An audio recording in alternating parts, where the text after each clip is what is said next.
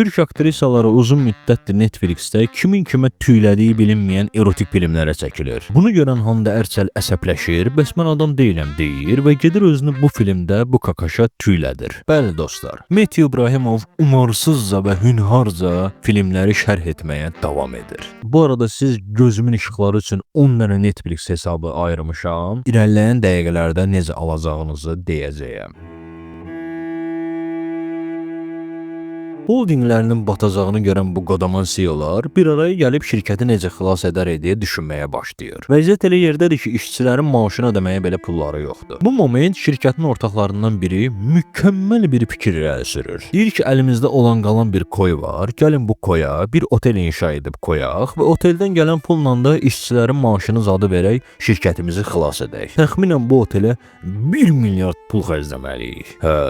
Bəs pulu yox idi ola. Amma məsələ orasıdır, bu şirkətin dünya aləm qozunu olmayan bir CEO'ları da var. Və koya otel inşa etmək üçün bu CEO'nun icazəsini almalıdırlar. Bu CEO da bu koyda yaşayır və CEO'nu razı salmaq üçün şirkətin o biri CEO'su olan bu qızı görevləndirirlər. İki CEO bir olunca samanlıq seyran olur. CEO qız gəlir, CEO oğlanla görüşməmişdən qabaq oturur restoranların birində və başlayır buradakı bu aşpaz oğlanla söhbət eləməyə. Bunlar burada söhbət eləyirlər, axşam tezdən bir araya gəlib biraz da burada söhbət eləyirlər. Axırda söhbət eləməklərinin sonu tatlıya bağlanır, qız aparır oğlanı koydakı qaldığı yerə koydurmağa. Amma oğlan içəri girmək istəmir, qıza da ağzını açıb bir söz deməyə qoymamış çıxıb gedir. Səhər bir də görürük ki, bu aşpaz oğlan səndimə CEO'nun özüymüş. Kimin ağlına gələrdi belə bir şey? Qız başlayır oğlanı razı salmaq üçün kakaşla dostlaşmağa. Hər cür variant təklif eləyir, amma kakaş bir türlü razı olmur. Bir ara qız oğlanı gətirir başqa bir koy göstərir ki, gəl bu koyu alaq verək sənə, sənin koyun isə koy bizim olsun. Kakaş da deyir koymasam olmur.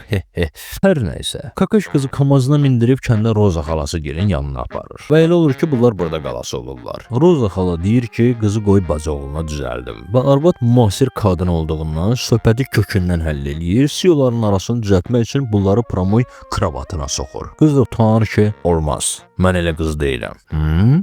Maşallah. CEO'lar yaxınlaşdılar. 3 günə bir-birlərinə aşiq oldular. 3-cü günün sonunda da mərciməyi fırına qoydular. Elə əsas məsələ də bundan sonra başlayır. Amma ondan qabaq iki məsələni sizin nəzərinizə çatdırmalıyam. Birincisi, bu qız bu qaqaşdan başqa şirkətdəki başqa bir qaqaşa da tüylədirmiş. İkincisi isə oğlanı şirkətdən atdırmaq üçün bəzi planlar qurubmuş. Amma indi oğlana aşiq oldu deyə planından vaz keçdi. Kulminasiya nöqtəsinə gəlib çatdıq. Bunlar məclisdə yeyibsən vaxtı qızın tüylətdiyi qaqaş gəlir çıxır bura. Bu moment qızın salağı daralır. Qaqaş bayaq qeyd elədiyim iki məsələni hamının içində danışır oğlana. Oğlun birinci məsələni problem eləmir təbii ki. İndi ola bilər də qızın həm ona həm buna tüylətməyi. Burada nə var ki? Geridə qalmış insanlar deyirlər evəlallah. Bu çox xırda məsələdir. Müzakirə eləməyə belə dəyməz. Bir qızı 10 oğlan tüyləyər, 11-ci tüyləyə bilməyən oğlan alar qızı. Alandan sonra da xətir minnətlə qızı zorla razı salıb elə tüyləyər. Amma ikinci məsələ ciddi məsələdir. Qaqaş da elə ikinci məsələyə görə incir qızdan. Allah qız onsuz da bu koyu sənin əlindən almağa çalışırdı. Normaldır da belə bir şey eləməyə. Nəyə qoyub nəyə incirsən? Bundan sonra qız depressiyaya düşür və biz başa düşürük ki, qızın nasreniyası pozulubsa %100 oğlan qızı bağışlamalıdır. Harda görülür və qadının elədiyi səhvlərə görə bədəl ödəməyi? Xeyr ola. Vapşı oğlan pox yeyir. Hələ gəlib qızdan üzr istəməlidir ki, bu məsələni bu qədər uzatdı.